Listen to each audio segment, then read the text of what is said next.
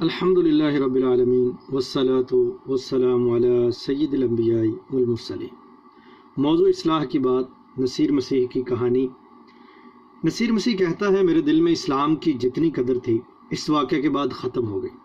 میرے مسلمان دوستوں کا کہنا ہے کہ اسلام عالمگیر مذہب ہے، لیکن مجھے حیرت ہے جس مذہب میں اتنی شدت اور سختی ہو وہ پوری دنیا کے لوگوں کو اپنے دامن میں کیسے لے سکتا ہے۔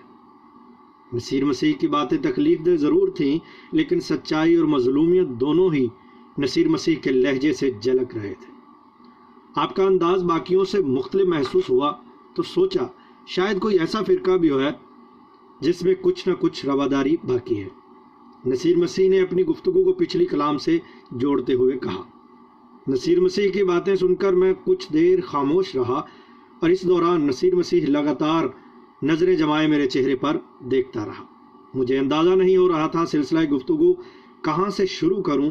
بہرحال کچھ دیر بعد میں بولا، نصیر مسیح، اگر میں چاہوں تو دنیا بھر میں آپ کے ہم مذہب لوگوں کی طرف سے مسلمانوں پر ہونے والے مظالم کی جھلک آپ کو دکھا کر آپ کو خاموش کرا سکتا ہوں، لیکن میں ایسا نہیں کروں گا، اور ان مظالم کے مقابلے میں آپ کی واقعے کی کوئی حیثیت نہیں، کیونکہ دنیا بھر میں مسلمانوں کو جن مظالم کا نشانہ بنایا جاتا ہے وہ کسی سے ڈکی چھپی بات نہیں۔